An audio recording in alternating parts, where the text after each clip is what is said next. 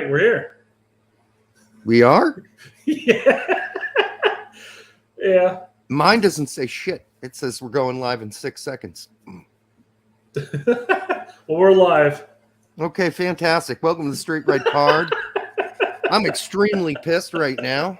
Oh, man. Computer not working. I mean, everything on my end is jaggedy and stalls out, and it's irritating, and I feel like I'm 6 seconds behind. And by the way, what kind of countdown goes forward instead of backwards? Maybe I was looking at the wrong numbers, but Yeah, you must have been, because it goes from 30 down to 0. So I'm glad everybody else can see me. I mean, if you can't, apologize, but I've been, wrestling my laptop for the last, 20 minutes. It's been irritating as hell.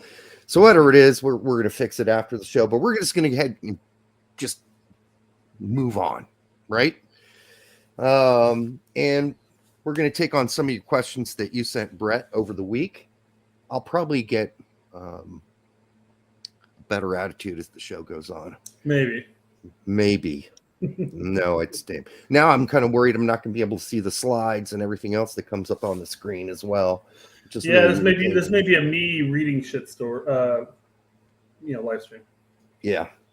All right, herky jerky as it is. Do we want to start with the written questions first? Written questions? Yeah, the ones you get on Twitter. Okay, that was a weird way of wording a tweet. Or aren't those written by people who actually have to physically write them? Typed. So, yeah, they're written. Somebody had to write them. Nah. All right. Yeah, let's start with tweet. The Twitter universe questions first. And see if I can even read them as they pop up on the screen. All right. Here we go. Okay. Probably going to have to tell me they're up there because I can't see shit. Oh, there we go. All right. It finally came up. So, Jorge Castillo. Against Panama, should Acosta start at CDM? Didn't we already answer this? I thought we did somehow. But you may have brought it up at some point in some other show, but I'd love to have him on there somehow to take set pieces, but I'm assuming Reyna will be back, even though he's out with a illness. I don't know what kind of illness.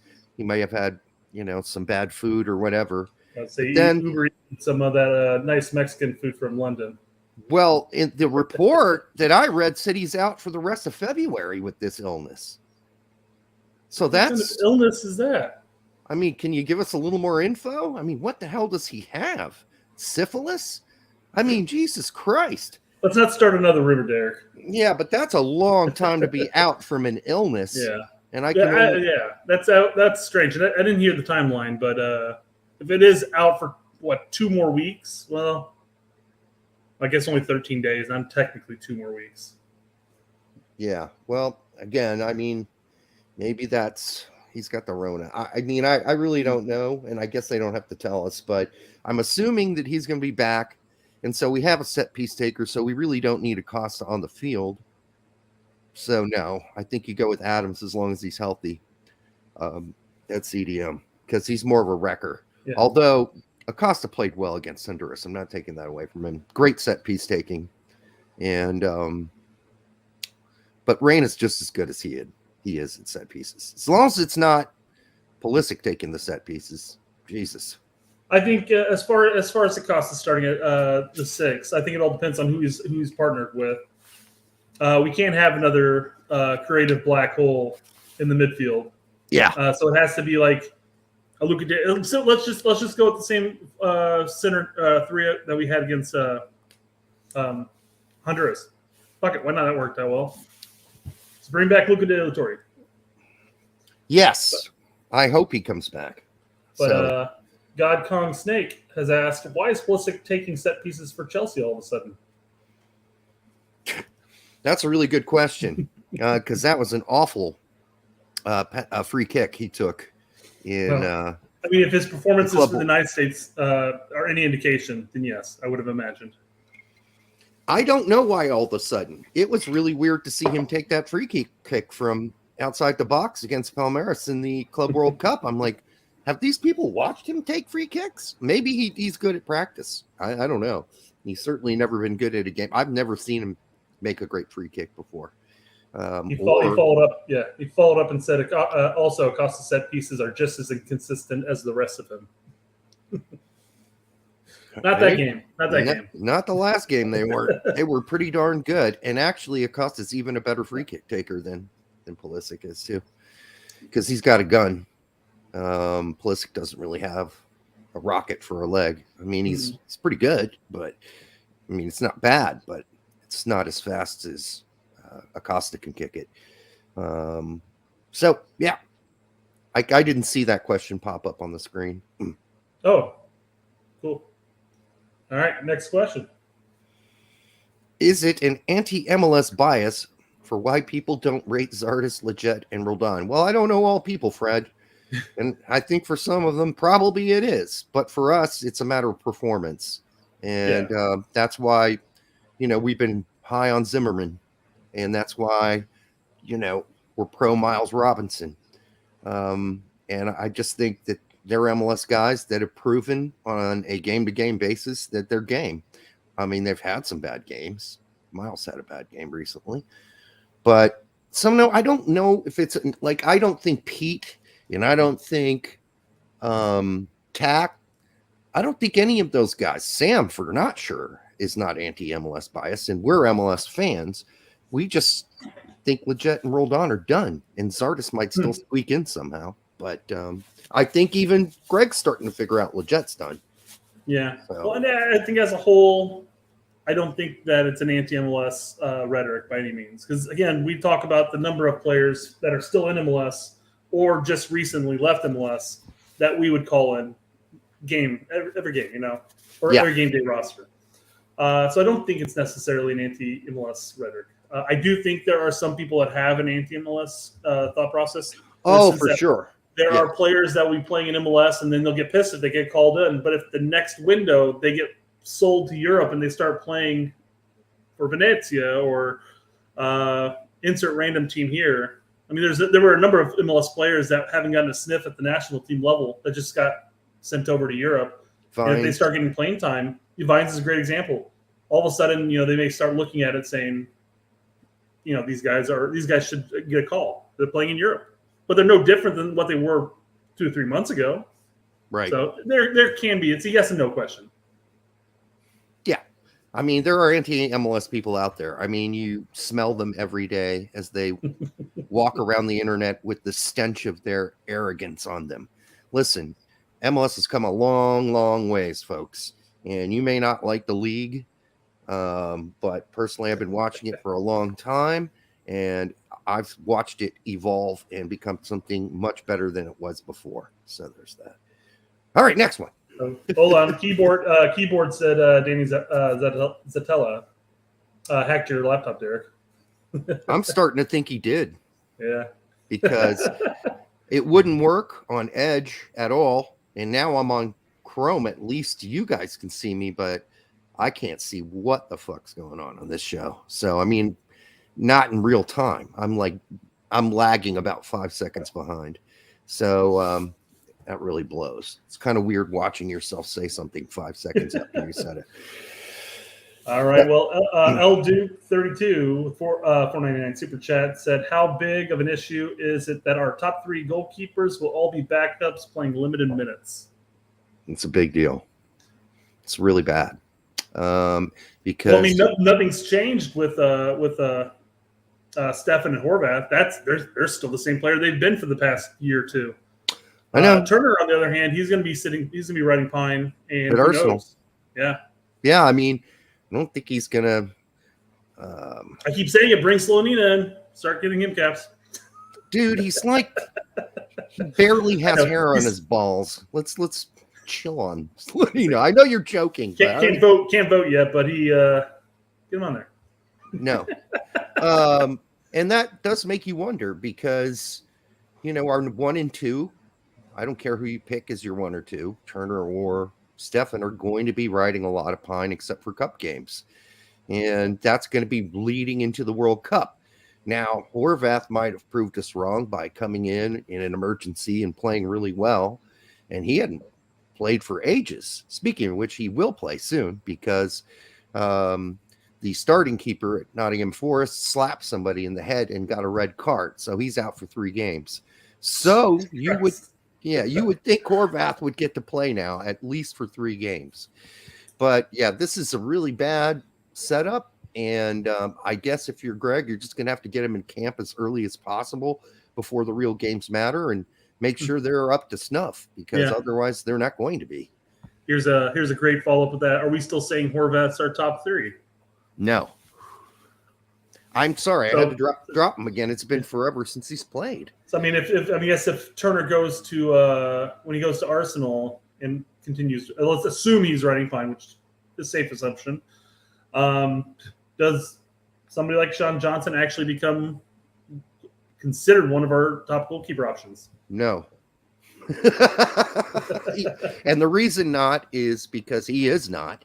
And number 2, unlike Horvath, Stefan and Turner will probably get cup games at the very least. Horvath doesn't even get cup games anymore. They blow him off on the cup games too. They're like, nah. That's the fascinating part. Yeah. I mean, I can't believe that. I mean, if I were him, I would be furious. I would be furious to not even get a cup game. But that's what they're doing at Nottingham Forest. I mean, you can't fault them. They're near the top of the table. They're competing for, a possible promotion slot in that, not the top 2 spots, but the next 4. So they're somewhere near it. So no. No, I think you have to stick with the 2 guys that are maybe not in the best form necessarily, but are the most skilled of our keepers. And as for Horvath, I hope he makes the best of those 3 games. Make a name for yourself now, man. Absolutely. Do it. All right. Jose Reyes for a $20 super chat. All right. Man, it's big. Appreciate it, man. As a Crew fan, there is no reason for Zardes. We have better options. Even Pflock, who I don't rate, is a better option based on form. And I love MLS. I'm more concerned with Brooks being shunned. Love you guys. More live streams. I thought he meant Zardes wasn't good enough to play for the Crew either. Just for a second there. Maybe.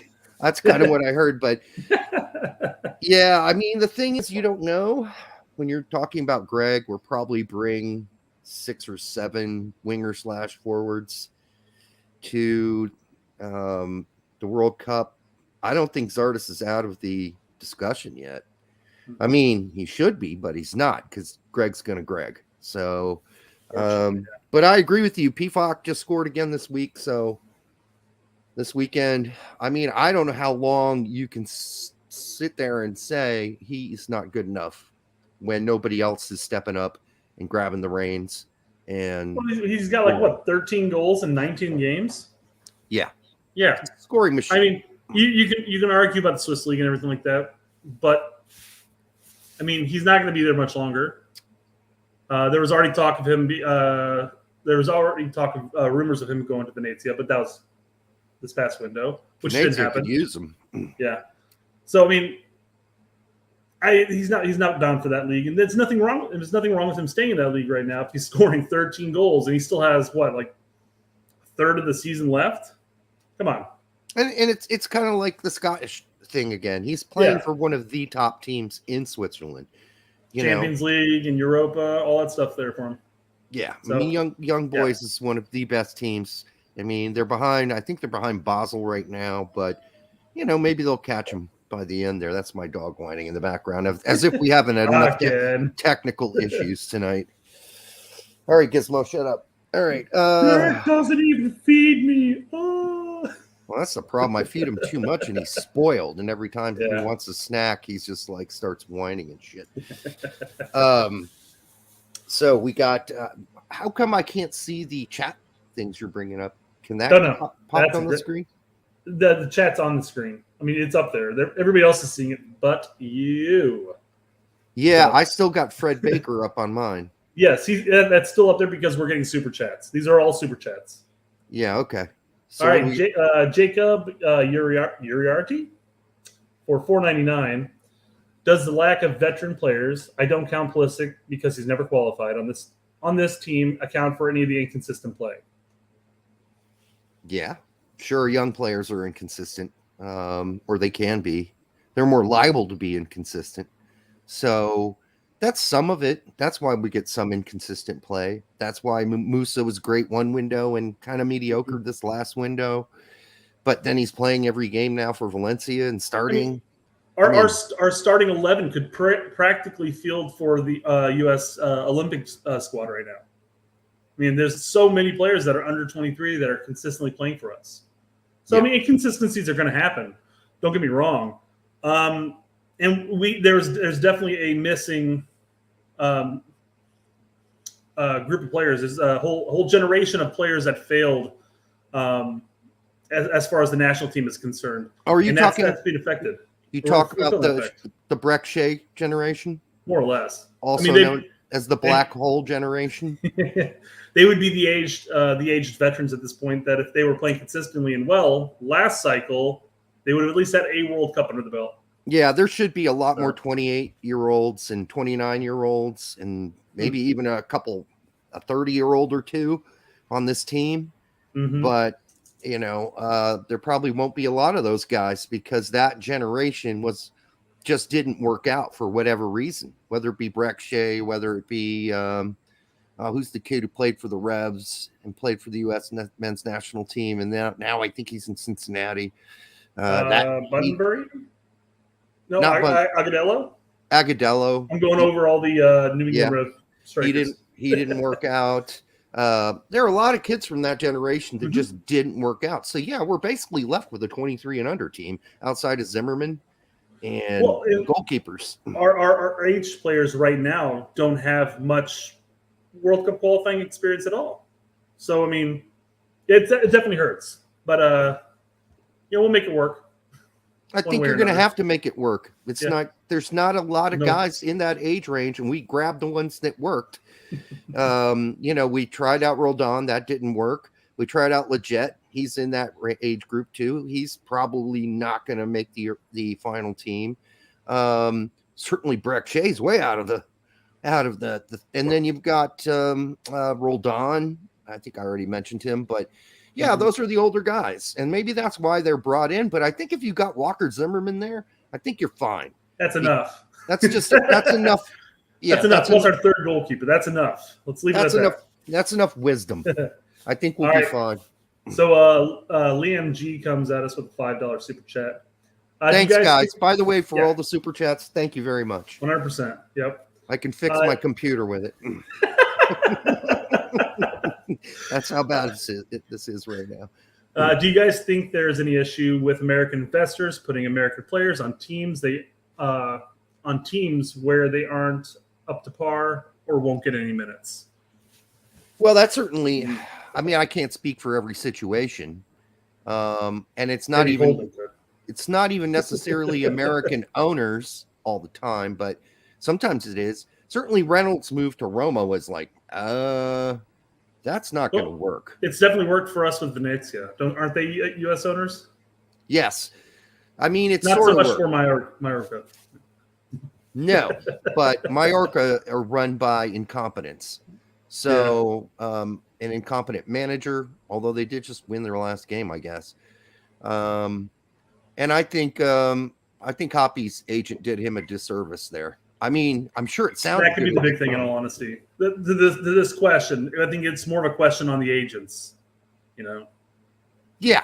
I mean, listen, I think Tessman will eventually work out at Venezia, but let's face it, he and Busia are going through a little rocky tide right now at Venezia. Busia started the last game, but was yanked pretty much at halftime. Tessman came in, he's getting 5-10 minutes sometimes, and then the game he started, he got yanked at halftime like a couple weeks ago or 3 weeks ago. So they're going to be those ups and downs for those kids, but I think they're at the right level at a club that has aspirations, but right now it's just trying to survive being dumped, being relegated. So I can't think of anybody else who's really been sent to a team like really recently where you're like, well, that's a failure, except for like Matt Turner. We know he's not going to start at Arsenal. Yeah. Stefan's not going to start at Man City. Sargent went to Norwich. He starts, so that worked out. But yeah, I mean, Almost right out of the gate he started. Yeah. Yeah, there are going to be those situations. Right now, nothing really is standing out to me, where that's the case. I think, yeah. Jose Reyes comes back for another 5. All right. And he brings up a great point off of our last super chat, not the one that we just answered, but the one prior to about veteran leadership and lack of World Cups. Because he brings up, he goes, I would argue, other than Brooks, we don't have any experienced players at the level we need to coach guys playing at the top level of EU. Last chat. Yeah, but that's a great point. We do have somebody with experience. He's just not called in. No. So. And, Gregg, again, protested too much. There is something going on there. And, Gregg could make it all out to be tactical if he wants, saying, I like quick center backs. That allows, my left back and my right back to go upfield way far. And all I have to worry about is that Adams is covering the 2 CBs, and we got that covered while we push hard up the field. And I get it. Brooks is slow. He's slow, but he's also skilled. He probably has the best left foot of almost any, center back we have. He's a great passer of the ball. But I also understand there have been attitude issues. I get it. I mean, I don't just get it. I know it. So, yeah, it'd be nice to have Brooks there. But I guess since he's actually played in an actual World Cup before, that would be nice to have. But I don't know if it's going to happen, folks. Maybe Gregg proves me wrong in the next window. Yeah. But I doubt it. All right. Why don't we get to our third question? All right. Is that all we're at? I can see that this might be an all-nighter, guys. Well, it's not. Problem is we talk way too much. Way too much. Yeah, but you got to answer the question, and sometimes the answer isn't as simple as yes and no. Nope. Dax McCarty. No, I'm just kidding. DQ McCarty writes, would players like Alan Sonora or Johnny actually benefit from a move to MLS? Brazil's a better league, but Argentina ranks below MLS. I don't know who ranks them below MLS, but somebody apparently does. I struggle with it, but I think they'd get more U.S. men's national team looks, and the clubs would release them more often for friendlies. I'd love your take. Yeah, I mean, it's possible. I still think that Alan Sonora plays on one of the better teams in Argentina. I wouldn't recommend him leave. Now, it would make them more visible, and that could be a good thing or a bad thing. What if it's visible that they came here and struggled for a couple years to fit in? Well, that makes it difficult to then assess exactly how good or good they aren't. But yeah, certainly scouting them in South America. I know we have lots of scouts in Europe paying attention to every game every one of our players play. I don't know how prevalent that is there's not a lot to cover in South America. Those are pretty. There's Joel Sonora as well, but I will say Twitter and all of the online commenters, scout it well enough in the sense that they should be well aware of who they need to look at. And I'm sure they're fully aware of who's in South America and everything like that. But I mean, it's the wonderful world of technology we live in. I mean, you can scout the player without necessarily leaving the comfort of your couch. Yeah, you can find almost every game online at this point. I mean, Johnny Soccer and Sonora were both going to be included in the December Cup. December window. Obviously, Johnny came. Alan was not able to. Right. Wasn't released. So, I mean, Gregg's got him in his plans, or at least wants to take a look at him. Yeah. I mean, it's there. You just have to continue playing, continue performing. I think he'll keep him in his Nations League. I keep saying that for players in question, but it's not going to be this next window. So maybe Nations League or a friendly leading into the World Cup. I don't know. Maybe so. Yeah. I mean, eventually they're both going to play. And I think Alan's made it pretty clear he wants to play for the United States, mostly because he's got a chance in hell playing for Argentina. So, but his brother Joel's not actually, it's not like he's a piece of garbage either. He's a pretty good player. But so we'll see where I think he was just loaned. He was just loaned to somebody else. I can't remember who it is now. I would say to defend Gregg a little bit here, the beer bug did a big disservice for us. Yes. As far as being able to test any of these outlying fringe players, if you will. We lost a year and a half there of games. I mean, that's rough. Right. And then we get thrown back in, and you got Gold Cup, you got Nations League, and you got World Cup qualifying all within like a year window. So, I mean, it's tough.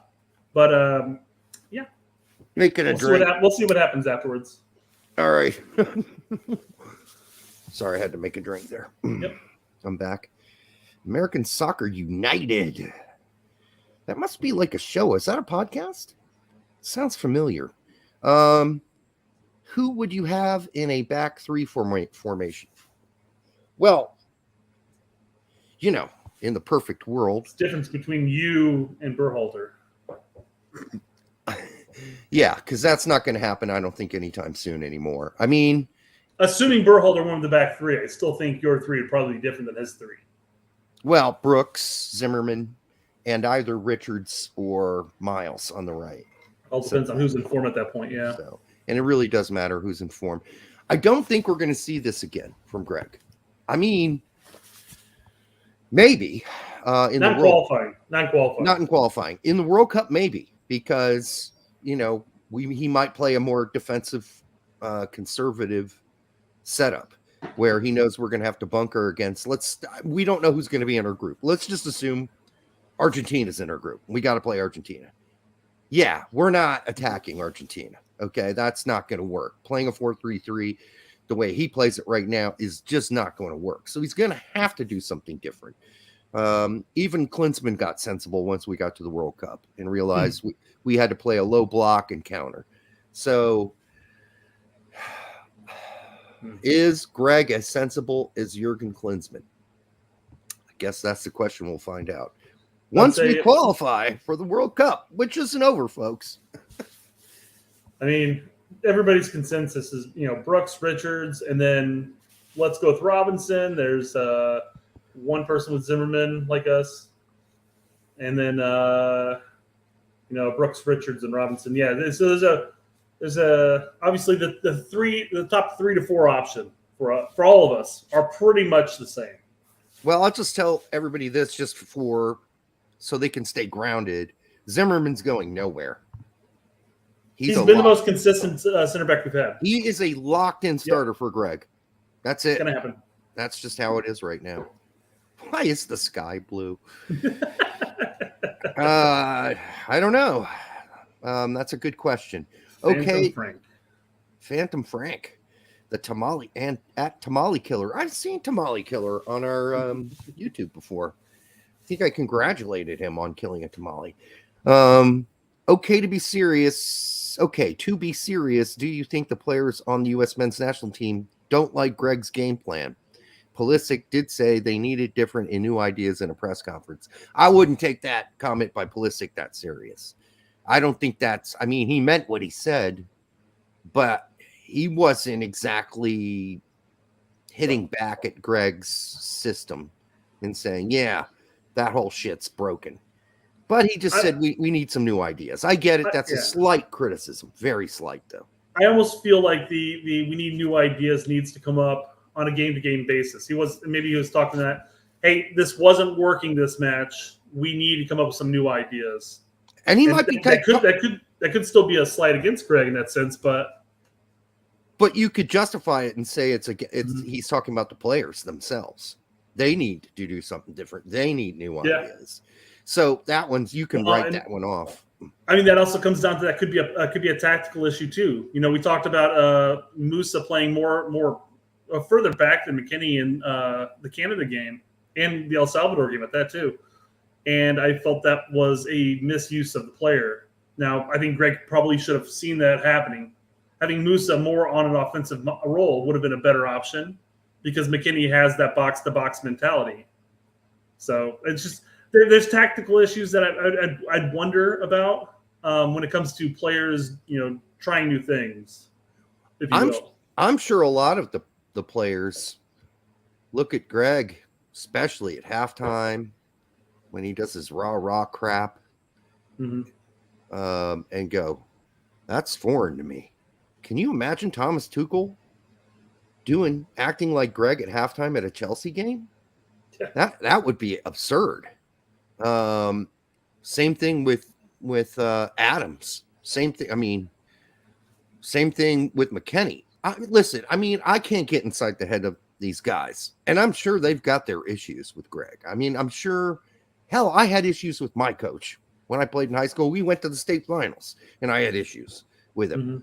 In fact, David Ward stood up at halftime. He was their center midfielder and said, "Hey, I know this is high school soccer, but these guys, Ballard, they're really good. We can't afford to put in subs. We got to play this next half. The starters got to play the rest of the 45. Otherwise, we're going to get our asses kicked." Coach listened. There was not a sub made for the rest of the game. So there you go. But I don't think you can say that. We'll look at the Brooks issue. Okay, there were disagreements there, very small ones, and attitudinal issues or whatever. And you can't look at Hoppy. I mean, okay, he's not playing for Mallorca, but I get it. But I wonder how much damage was really done when he told him, "I'm the best fucking player on the field. Leave me on. Why are you taking me off?" And Greg's like, "Get the fuck back to your seat." And then he immediately shipped him over to Mallorca, where he's not getting any playing time. Maybe this was all Gregg's plan. Yeah. So. Jeffrey Perpich, he comes in and says, "Is there any other reason other than tactics why no matter who we start in the front three, the offense is abysmal from open play?" That's all tactics. Yeah. Look, I mean, Gregg took fucking 5 minutes to figure out how to explain to a guy who asked him a question in a presser how you break down a low block. Hey, it took him 24 hours to realize that Canada played in the low block.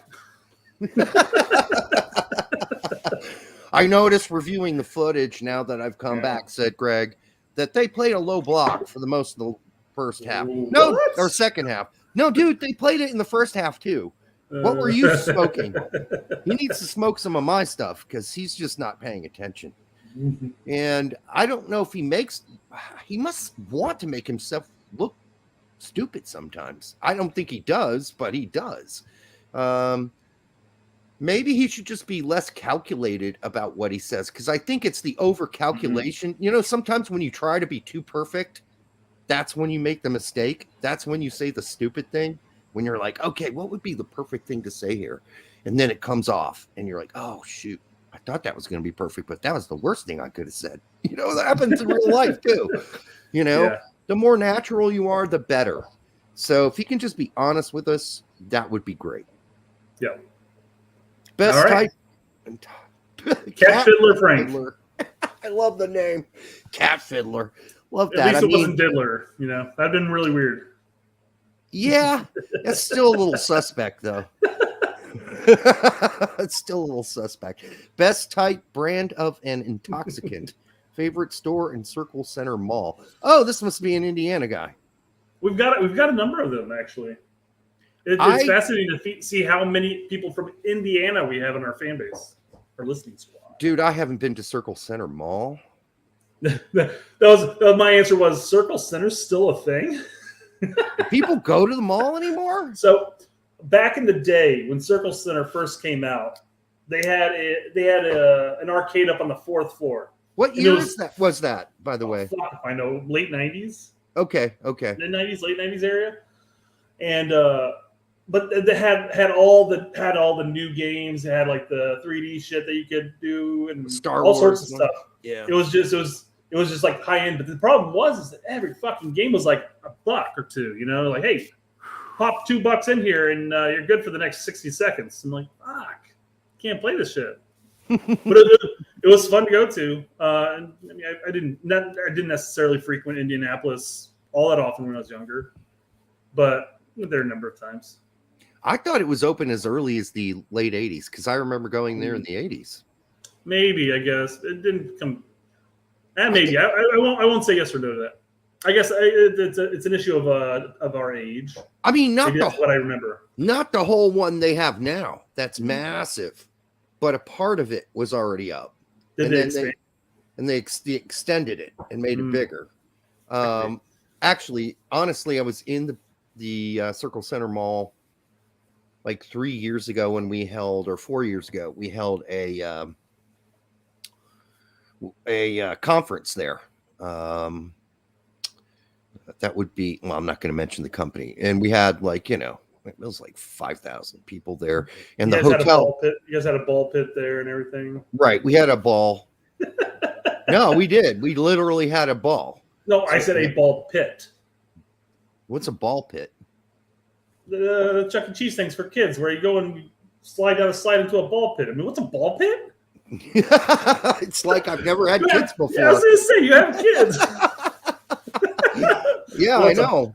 I'm changing the name of the title of this stream. What's a ball pit? That's what's going to be the title. I didn't know those were called ball pits. What did we used to call them? I don't know. I didn't have a name for them. It's like, yeah, go jump in that thing and play around. Yeah. I don't know what that thing's called. But I know what a ball pit is, yes. Let's talk about something we actually know about. Best brand of intoxicant. Hold on. Here we go.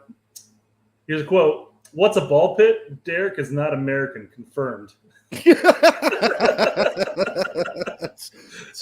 I am not 100% American. That is true. I am 50% German. So that might be. As far as the best type of brand of intoxicant, we have a little more knowledge on this than Circle Center Mall. Well, I would go with. I know you're going to probably go with a liquor, but since you're going to go with a liquor, I'm going to go with Jenny Kush. That's going to be. Now, there's so many variants of that now at this point that it's hard to say which one. I mean, it really I just want my anxiety to be really low. And so now when you can go online, you can buy all kinds of different strands. You can find one that increases certain things and decreases the anxiety. I'd rather have more euphoria than anxiety, but I don't want to get too screwed up that I'm an idiot either, which I probably am already from the start. So I want to avoid being more dumb than normal. So there you go. I'll let you do the liquor part. Yeah, let's just say my wheelhouse is liquor in general. So as far as in general, what do you mean? A wide variety of liquor, of alcohol, ranging from the wines all the way to the hard liquors. It's all there. No, I mean my liquor of choice right now is bourbon. I've said it a number of times. Oddly enough, I couldn't remember what I've been drinking the last live stream, but I'm drinking Evan Williams right now. That's my big thing right now. It's kind of the middle range, right? It's relatively the cheapest but higher quality sippables without mixing. If I was mixing, I could care less. Like with my vodka, I mean, I mix my vodka. I don't drink that straight. So I'll buy the garbage. I'll buy Skull. I'll buy Kamchatka. All the classics. Four freedoms. You're mixing it, yeah. If it's under $10, I'm buying when it comes to vodka. Yeah, because listen, I mean, have I bought Absolute? Have I bought Finlandia? Have I bought the fancy vodkas? Yes, I have. Then I've had company over, and I'm like, oh shit. I'm out of all the good stuff, but I got this cheap bottle. So then I take the top off the really good stuff and I pour the cheap shit in it, and people still make drinks. They don't notice the goddamn difference because they're not drinking it straight and they just don't notice it. Does that make me a bad person? Yes, it does. All right, next question. You're the worst, Derek. The worst. You're drinking 4 freedoms and you don't even know it, bitch. You dumb bastard. Best commentators. Us? I don't know. Best commentators. I think he's talking about in-game commentators. Oh, best in-game commentators. People are not going to like this, but I like Moreno. I'm sorry, I do. I know he's a smart ass. I know he's can be absurd. But as an in-game commentator, he just entertains me because he's He's jovial. He gives two shits about what's about to come out of his mouth. And I like that. What was his first name? You know who I'm talking about, right? Guy on ESPN, FC, Moreno, played for Venezuela. Forgot his fucking first name. Same guy that played for DC. Yes. Long time MLSer. Hold on, it'll come up eventually. Somebody's gonna say it in the chat. All right, so I like him. I don't have any bias towards any commentators, to tell you the truth. Alejandro. Thank you, Ali, yeah, Ali Moreno, Alejandro. Pedro. How about Pedro? No. So I know a lot of people don't like Moreno, by the way. I know they don't. Here's one that just said he's terrible. He's so contradictory. Yeah, he can be. I just like him because he's acerbic and I don't know. He's got an edge and he just doesn't give a shit. He really doesn't. Like other guys, you can tell, yeah, he kind of gives a shit. Like, let's face it, Taylor Twellman gives a big shit. Like, there are certain things that are never going to come out of Taylor Twellman's mouth. The biggest thing was, what are we doing? That's the biggest thing he ever said, right? So, yeah. I know. I don't have any favorite commentators. I racked my brain about this. I like a lot of the European ones just simply because they let a lot of dead air in between comments. So whereas you talk about the American commentators, or at least the American broadcasts, and they feel like they have to fill up every second of space with, something. Here's a stat. Chicago's never won a game when they, the CBS crew. You like the CBS crew, though. Sure. I mean, I like them. I like them better. I like them the best of all the national team commentators. Absolutely. I love 100%. Gooch. Yeah, it's a great group. Yeah. I mean, even Adu, and I don't know who's partners with Adu for live game. I like Adu too. Yep. I mean, they're fine. I mean, I'll listen to them. I love listening to some of the Homer commentators you get for the MLS games or USL games, and you can tell they're very biased towards their team. That's always fun. They're always fun to listen to. They're not the best commentating by any means, but yeah, that's actually a really tough question because the problem is I have a problem with every single one of them. Yeah, but it's just so that I can't do it. He's by problematic that. In your book. So it's not even about who's the least problematic. It's just who makes me laugh. Yeah. And Alejandro Moreno makes me laugh. Like some of the stuff he says on live games makes me laugh. I just think he's funny. So I don't agree with him all the time. I just think he's funny. So there we go. Best part of Indiana. This is from Berliner, America. Taylor. Yeah. Best part of Indiana, spoiler, Richmond, Indiana, and Wayne County. And what's the below? Ohio. Says, and Terre Haute belongs exclusively to the Flat Earthers. Yeah. Nobody likes the Haute. The Haute? So I had to do a lot of work as the director of the bottom half of the state for a certain foundation I'm not going to name. Terre Haute considered bottom half? It was for like writing the line. It was for my territory. It was, yeah. Everything below Indianapolis was mine. So I did a lot of seriously. Sorry, I saw a tweet about not tweet, but a comment. Lee Woodcock says the best part of Indiana is the airport departure or at departure. Ooh, man. Lee Woodcock giving it to us hard. Pun intended. Exactly. Best part of Indiana, I really don't know Richmond that well. And I've been to Terre Haute, and I think it's a lot better than a lot of people think it is, at least architecturally, because I'm into old buildings. They still have a lot of them up. So, I drive around the city when I was supposed to be working, take pictures of them. And then I'd walk around them and stuff. The old ones from the 1880s, built in the 1880s and so on. So I think Terre Haute has potential. I do. I don't know about Richmond. Have you been to Richmond, Brett? I haven't been to Richmond. From time to time. I mean, not long time stays by any means, but I've been there. Is it good there, or what am I missing? I mean, my state, most Indiana towns all resemble each other. There's an old portion that have like the historical buildings. That's great. But then there's a lot of urban sprawl, quote unquote urban sprawl, by the way, where it's just nothing but box, stores and franchises. And you've been to one, you've been to them all. My thing about Indy is not necessarily a specific part of the city or the state, but I will say if I have to pick off the geographics, I like the Brown County area simply because it's hilly, it's wooded. It's relatively enjoyable. No, that part is very nice. The town itself, it's all right. I mean, it's full of trinket places. That's kind of annoying. But going off that, God King Snake or God Kong Snake says probably Gnawbone. Gnawbone, hell yeah. Actually, Columbus is kind of nice.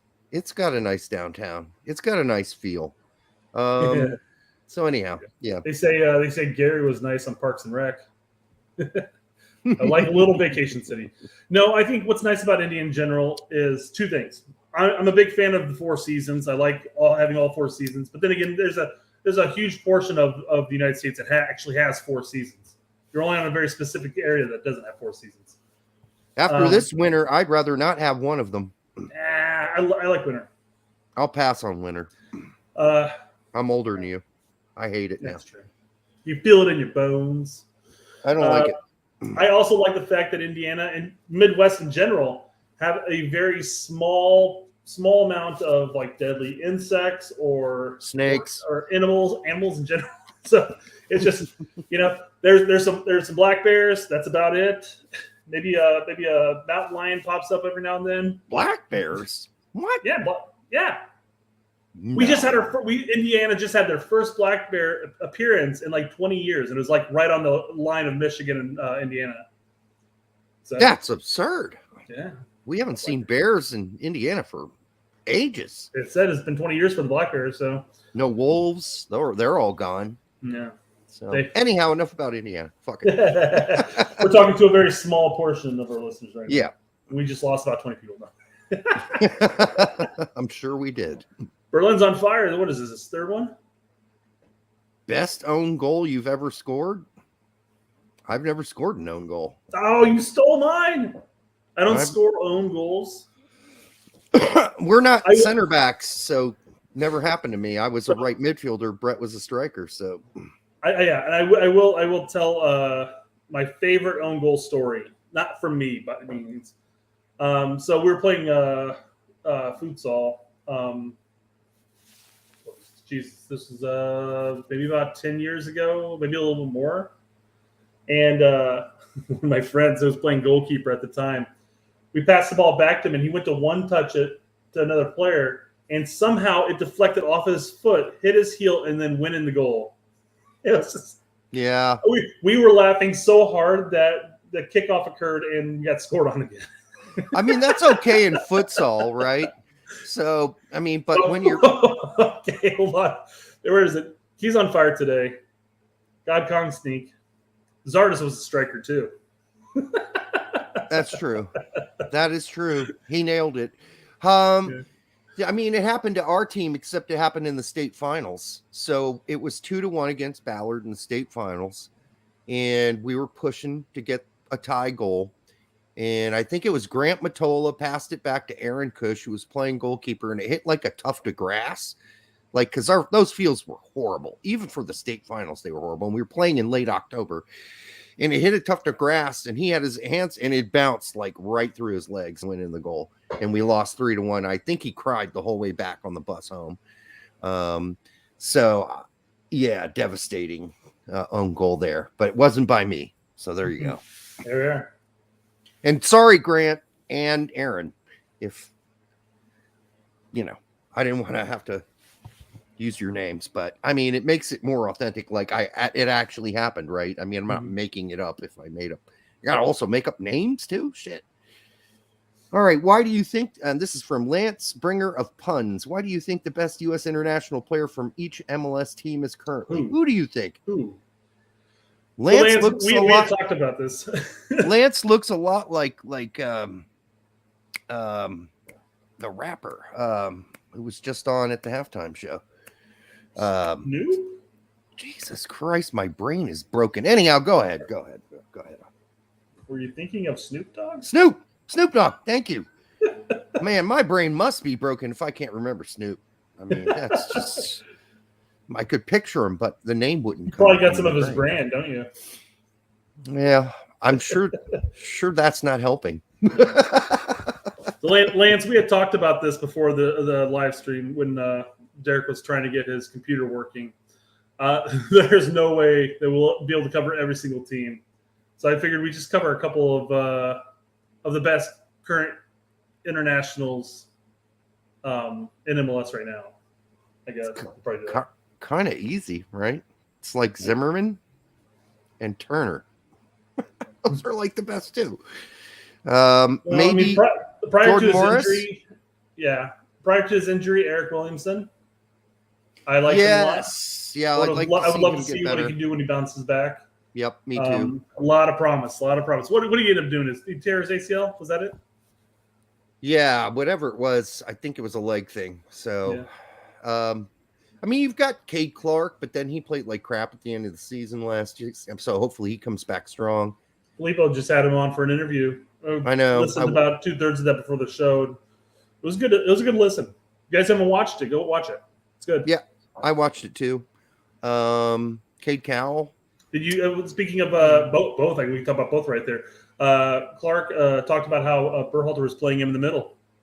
And remember when we always talked about Caden being brought in? You were like, guys, Gregg's never going to play him in the middle. He hasn't played in the middle for us yet, except for the youth levels. But he could pull it off. He could pull it off, but he's going to have to work harder than he did in the last half of the. Like a less defensive Luca De La Torre type of role, I guess. Dude, I'll take De La Torre every day of the week over Cade Clark right now. Caden Clark. Caden is talking about a player who's like 5 years age difference. So that's right. That's exactly why. Yeah. And even on that interview, basically he said with Filippo that he's got to just focus on New York right now. And that's where he should focus because he needs to earn a starting spot back on that club. And that should be his priority because he's not ready for Leipzig. That's for sure. There's no doubt about it. So Trey Allen has Mihailovic. That's a good one. That's a good one. Immediately following that, we have Julio here saying Mihailovic has no upside. I say don't hold his lack of production when he was at Chicago against him. He's done well at Montreal. I think he deserves a look. It definitely won't be this window, and I don't think it's going to be Nations League by any means either. It'll have to be a friendly or a Camp Cupcake. Although we're not going to have a Camp Cupcake this year because of World Cup. And he did a trial at Bologna, or was it Genoa? I think it was Bologna, and it didn't go very well. Yeah. So, listen, he's got to take a big step forward, Mihailovic, to have any sniff of the U.S. men's national team. I mean, the big boy team, not the Nations League team, not the Gold Cup team. I'm talking about making it on the World Cup team going forward. So, all right, more questions. More. How many more do we have? Well, we did have about a 20-minute spell where we didn't answer a single one of them. So, who knows?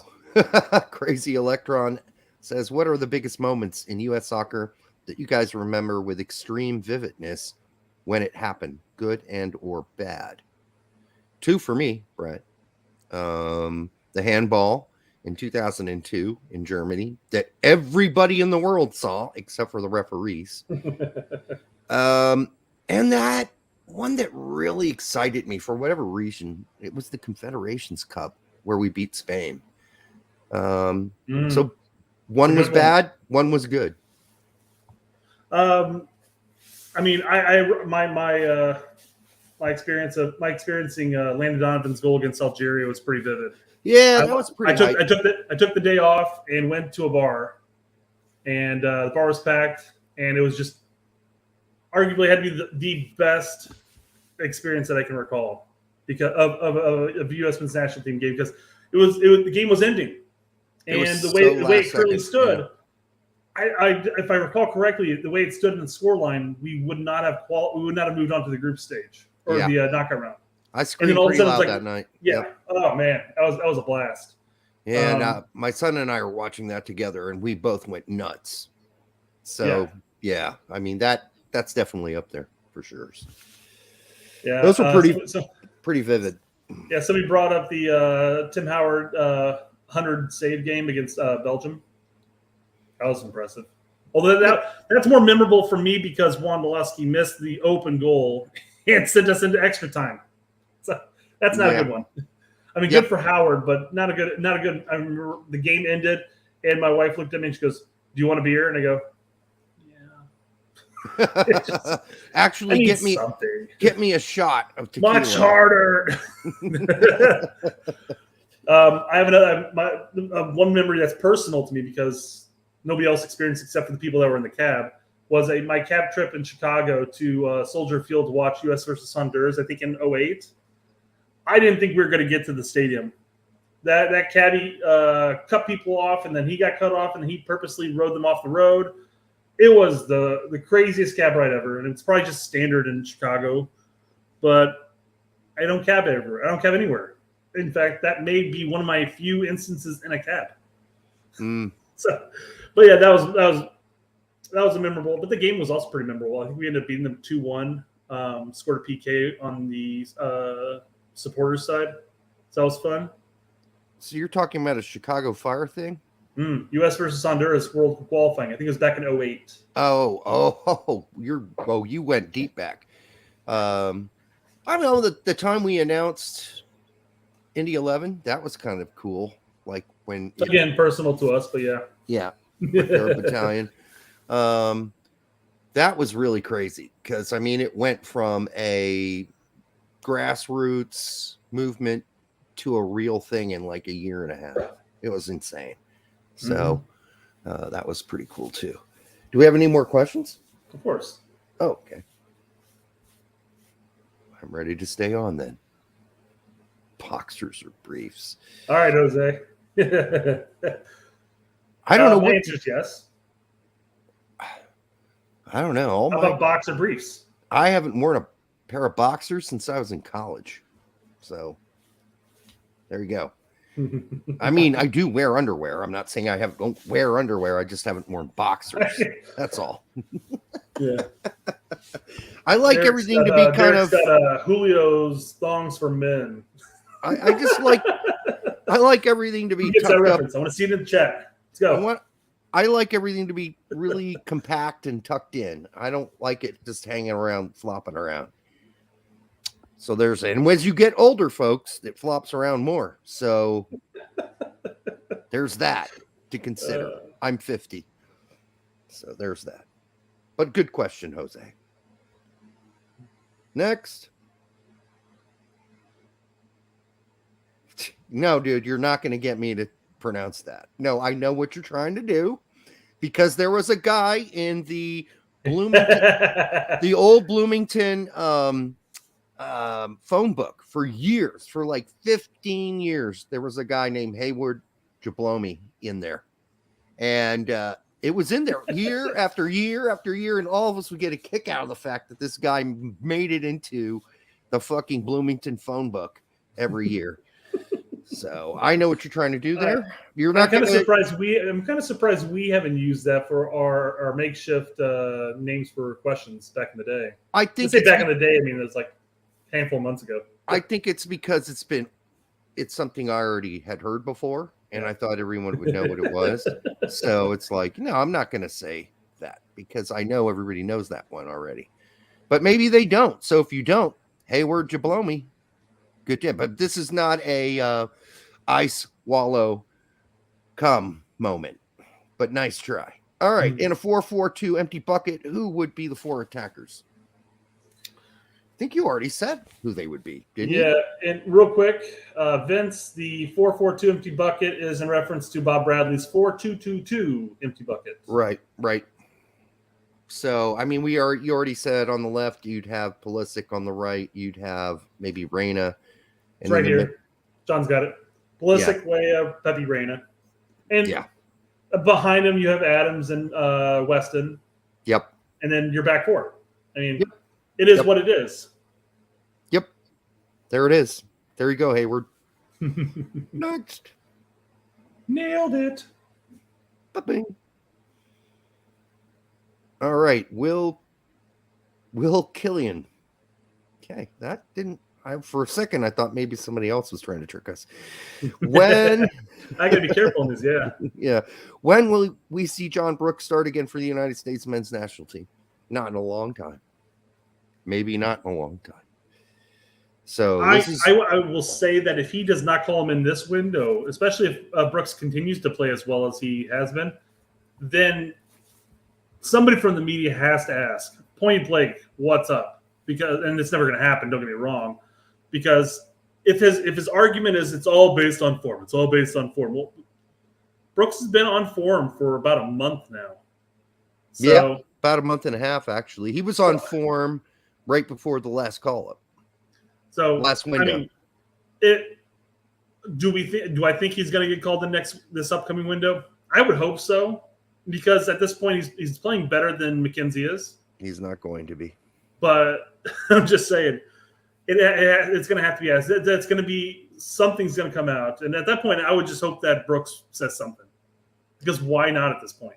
And we're working on doing a show with Meg Swanick, and again, I don't want to call her out so she loses her fucking press pass, but you know, she was really honest about what she saw out there between and how Brooks and Berhalter interact. But it's not just how they interact, which wasn't good, and the way Brooks interacted with his teammates wasn't good either. It was really negative, a lot of head shaking, a lot of, you know, you suck or you fucked up kind of things on the field. That's not a positive attitude on the field. Brooks doesn't really do that at Wolfsburg.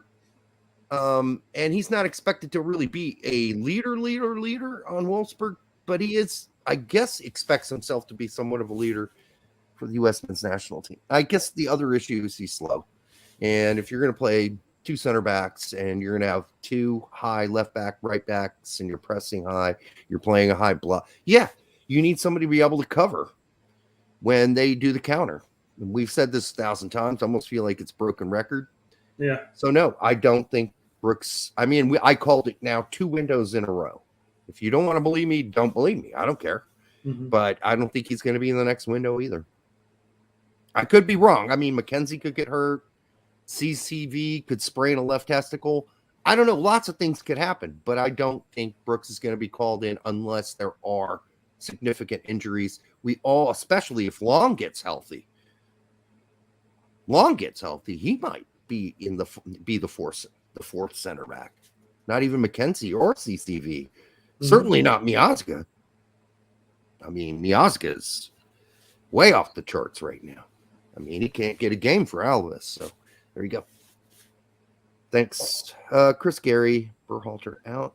Most hated individual ever in soccer. Most hated in individual.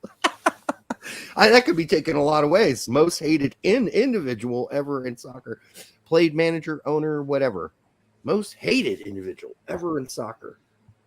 While you're mulling that over, I'll go first, I guess. Go for it, because I'm going with personal. A personal here is Andrew Hutman, former owner of Chicago Fire.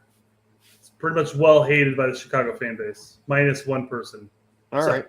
That's isolated to me. Obviously, the Glazers aren't well thought of in England or in Europe, I guess, in general. Trying to start that Super League thing.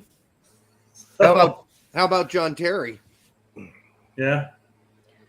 Man, we did a bunch of running jokes on John Terry when he was banging his teammates' wives back in the day.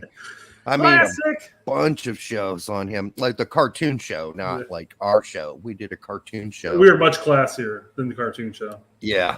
And what was his big thing that he sponsored back then? His Daddy Juice? Was his sponsor? Daddy Juice? It's been almost a decade. I don't really recall. It was like a barbecue sauce. It was called Daddy Juice, and he was the Daddy Juice Man of the Year because he shared his Daddy Juice with as many of his teammates' wives as he possibly could. So there you go, John Terry. That's mine. Here's one. He was hated. We got Vincenzo with Garber. Oh, by pretty well disliked. What about the guy who played for Real Madrid?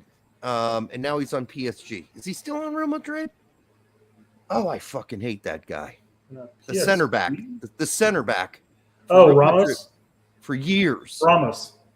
Is it Sergio Ramos? Yeah. Dick. What a cockbite. I remember when they were like playing a game. Oh, here's same wheelhouse. Pepe? Pepe's not hateable. Portuguese Pepe. Oh, yeah, okay. Oh, he just looks like a bug. That's not his fault. He's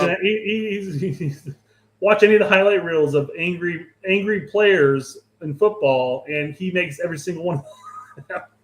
I get it, but listen, Sergio Ramos, remember when he scored a goal and it was like 7-0 against like Gibraltar or Liechtenstein or something, and he was doing the baby thumb suck thing and going fucking nuts about scoring like 7 goals against this hapless, tiny country of like 100,000 people. What a prick.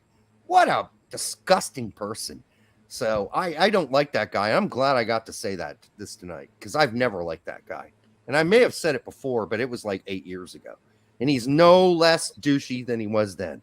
How's that? Thanks, David, for correcting me. I will always mispronounce names. Who'd you mispronounce? Pepe, not Pepe. Oh, all right. That's fine. Oh, here we go. Breckshay. That was just fun. I can't read it. I still. That's what I said Breckshay.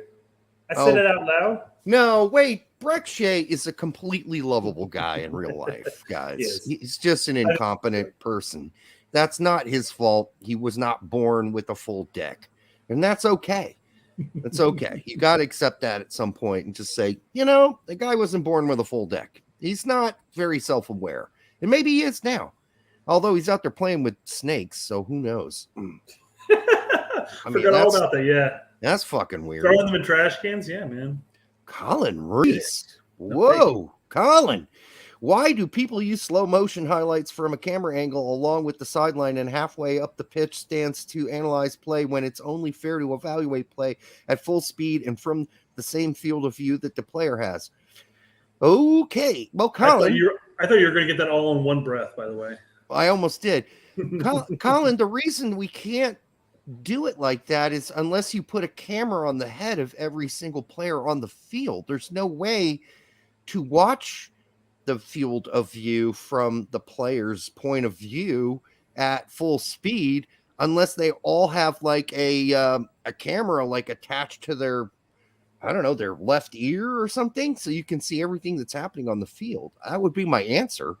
Why do they use slow motion? Because we can, I guess. I think the same field of view comes down to say just being able, from up higher, you have more of a view of the field than down lower. I think is what he's saying. So I think most people use the slow motion and low cameras for. I don't necessarily know if it's analyzing play. They use mainly just for the highlight reels because when you're down lower in slow motion, you get much better view of everybody's play. There was Weston had a play this past weekend that they had a nice view down low in slow motion where he made a cut inward and then he ended up cutting back and nutmegged the guy, and it was early on in the game too, I think. Okay, well, but as far as analyzing the play, doing it from a higher level so you can see what the players are seeing is what he's referring to when it comes to seeing the field view. Yeah, but every manager, when they evaluate the game, put the screen on wide and watch it as wide as possible so they can see where every player's position is and what they're doing. So, I mean, I hope he doesn't mean literally from the same field of view that the player has. I think the analyzing aspect is coming down to more the people on the internet when they talk about certain players, or even on YouTube for that matter. Because I mean, you got to put a cop cam then on every player, if you want to see it how it is actually happening from the field. Now, even from the sidelines, watching it's. Especially if the ball's on the very, very, very opposite side of the field, it's kind of really hard to really get a good idea of what exactly is happening over there. even if you're standing on the sidelines. So I don't know. I mean, I don't know the answer to this question, but I like slow motion. And I'll end it with basically saying that as far as analyzing is concerned, I think most people would prefer to look at it from a higher level than obviously a ground level per se. I think the ground level slow motion is mainly just for highlight reels and booyahs, if you will. Well, and that's how all games are filmed. Yes. Right? From up top, because that gives you a broader perspective of the play on the field and the positioning of the players and how play is developing. I mean, I suppose we could have like a robot with a camera on the field that follows the ball around, but that could get ugly. Like a jig cam or whatever, like the little robot that swings down like football games and shit. Yeah, exactly. Or one of those little bots that flies around with a camera on it. Drone, yeah. But that could injure someone. So, all right, next one. How many do we have, Brett? It's absurd. We're an hour and 11 minutes in here. We talk a lot. What can I say? Bill Hamid. No, Bill. Maybe it's Bill Archer. I love you, Bill. I always will. All right. Is Gio Reyna right now better than Pulisic when he was 19? Yes. I think he is. But they're different players. Yeah, that's the thing. They have almost equal amount of games under their belt at the same level. But they play a different style, and they're a different type of player. Simple as that. And at this point, Reyna's playing in the midfield. Well, it's the most game. He was prior to the injury. I think the game he came in, he was still a more advanced role. But I think, as a whole, they're two different style of players. So they're both good in their own right. Yeah, Reyna's better with free kicks. What was that song? Which was the like the I'm just a Bill heading to Capitol Hill. Remember that one? Yeah. All right. He's like leaning back on the stairs. Yeah. I'd like to see them redo that video now. PSA. Things are anyhow. Gio Reyna, yes, they're different players, but they have different strengths. Gio Reyna isn't as fast as Pulisic is. Nor is he as quick, but he sees the field a lot better already than Christian Pulisic does. So we'll see how that develops. But they can complement each other on the national team. Uh-oh. What happened? Club level, yes. For the Nats, Pulisic was literally carrying us through qualifying already at 19. I mean, he was. So there's that. But again, he had 7 goals and 6 assists last qualifier. They would just do different things. Sure. So if Gio Reyna was the same age as Pulisic and was playing back then, that would have helped us too. So, but he was like 16, I think, at the time, or even younger than that, maybe even. So, yeah, we got to wait on this, and they don't do the same thing. So comparing them isn't really an appropriate thing to do. Mm-hmm. And I mean, you could do it if you want. I'm not saying it's inappropriate in the sense that you can't do it. If you want to do it. What happened to Will Packwood? You hit the end. I completely forgot about him until I read this question. Like, oh yeah, what did happen to Will Packwood? I mean, he was highly touted for a while there, and then he was over touted. He had some niggling little injuries. That didn't help, but really came back to the States, tried it for an MLS team. They were like, nah, and tried it for New England. Yeah, he just quit. He's just like, fuck it then. I'm done. Apparently, he's a private equity associate at Hellman and Friedman right now in the Boston area. Yeah, I mean, he had some great moments at Birmingham. Coming out, he was highly touted. I remember Will Packwood. I remember part of that lost generation. Trying to watch every game he played, when it wasn't available back then as easily as it is now. So, yeah, we were all hopeful. But the thing is about being hopeful, you got to realize there's going to be a large percentage of these young kids that just aren't going to work out. And he just he was one of them. And he just said, no mas, faster than other guys have. There you go. Pretty much. All right. Arnold Maldonado for $9.99. Love your show, Derek and Brett. Who was your favorite player of the 1994 U.S. Men's National Team? Also, what are your thoughts on Caden Clark? Do you see him playing for the U.S. men's national team in the future? Favorite player on the 94 team. I mean, it would have been Tab Ramos until they fucking ruptured his skull, right? Yeah. I mean, when all the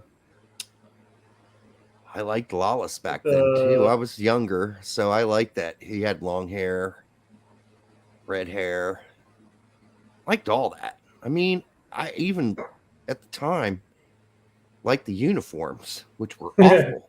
Awful. But they're well awful. remembered. But I'm thinking, oh, well, that's different. Yeah, it's different and bad, Derek. Yeah. So, I mean, at the time, I was, 11, give or take? Yeah, you were. So, I was in my 20s already. I have, I still liked a lot of players from that squad. I mean, I remember Tony Miola. It was fun to watch. We had him on our show. Yeah, he had the 8 years ago, 7 years ago. I don't know if he still has a ponytail. Yeah. Yeah, I don't think he does. No, he was on Chicago's. He was commentating for Chicago last year, and I think he's doing it this year again, maybe. But no, yeah, he's short cropped. I mean, I liked Balboa. He had the bicycle. That was nice. Let's see that shit. Reyna. I mean, Lawless. It was just a fun time because I was just kind of introducing myself to the national team at that point. I loved playing the game. But prior to that World Cup, I don't think I actually watched a live match. Here's the funny thing: in '94, I was like, I don't know, 22 years old. So I was already having arguments online with foreigners, mostly Europeans, who were making fun of our team before that. Online in '94, huh? Those kind AOL chat rooms, huh? No, you're right. It wasn't. It was some weird setup. Can't remember what they were called back then. Pen pals. But anyhow, yeah, there was already and you were happy to talk to 6 people who knew anything about the U.S. men's national team. Yeah. Anyhow, people are already berating us before that World Cup. So there you go, '94. As for Caden Clark, that's the second part of it. Yeah, I mean, he's young right now. He's not going to be in the He's not in the pool. He's not going to be in the pool in upcoming. Depending on how he's playing with Red Bulls, he might get brought in during the Nations League. But even then, I don't know. I think this is going to be a next cycle thing for him. Yes. Yes. You are correct, sir. That's correct. He's got a long way to go, folks. Long way. I mean, yes, he's got to become a starter on the Red Bulls first. Let's get back to that. Let's start there. Yeah. Yeah. Anything else? Right. No, that is all of the questions. Okay, so I guess we'll end it by laughing about the fact that Man United's players are all calling Chris Armas Ted Lasso. That could be endearing, though. I mean, come on. I don't think so. That's not how it's coming out in the press. Wait, are you saying that are you saying English media and the players for Man U just don't have a sense of humor?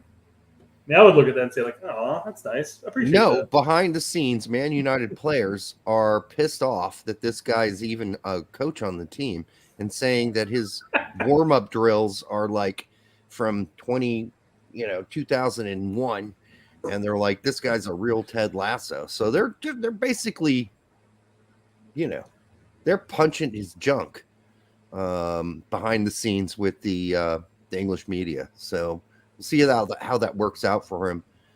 The problem with Chris Armas is he doesn't have much ammunition. I mean, he was injured for 2 World Cups in a row. He should have made, and he didn't make the teams because he was injured. So he doesn't have that, to add to his resume. Mm-hmm. So they look at him and they're like, this guy's awful at Red Bull. He was awful at, Toronto. Why is this guy a coach on this team? I get it. There's probably some bias involved in that as well. Or maybe Chris Armas just isn't making himself a very likable person. Because, I mean, even if the guys think your drills suck, they might like you as a person, so they're not going to talk behind your back, So I think Chris Armas has got some work to do, but this is the same shit that happened in Toronto, New York. The players behind the scenes complained about him. They didn't like him as a person, and they didn't like his setup. So there you go. I hope Chris learns from this, although Jimmy Conrad went to the mat defending him the other night, and that's fine. I get it, Jimmy, Chris, but I mean, after a while, don't you see a trend here with Chris Armas? Wherever he goes, the shit don't work out real well for him. So, all right. Okay, I think that's going to do it for tonight. I will say, Julio, I see your messages on the chat saying that you tweeted at us. I do not see it on Twitter. It's not on our notifications. So if I find it or if it comes through later, for whatever reason, I'm not sure why it wouldn't pop up immediately. Scrolling back through it, I don't see anything. So I will, if we see it next live stream, we'll add it to our list. And I just want to add before we go here, Rick Manji on United States National the Facebook page. That guy can suck it. He can suck it big time. What a whiny bitch. Anyhow, I got to say it at least. I'm not going to say why. I'm just going to say that's a fact. Until the next time on the Straight Red Card, keep it real, folks. Make sure you share it, like, and subscribe. And we'll be back tomorrow with another show, but it will be taped, not live. But thanks for showing up for this.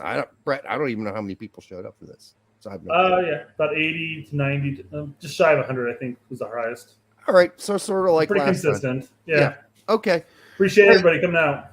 Yeah, thanks, guys. We really appreciate it. Thanks for all the super chats and your support. We're just going to keep rumbling forward. And I know that we got a big blank spot here where there's not a lot of things going on with U.S. men's national team.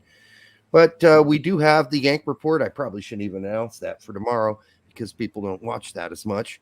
Only the diehards do. But anyhow, we'll be back for that. So, cha-cha. We're out.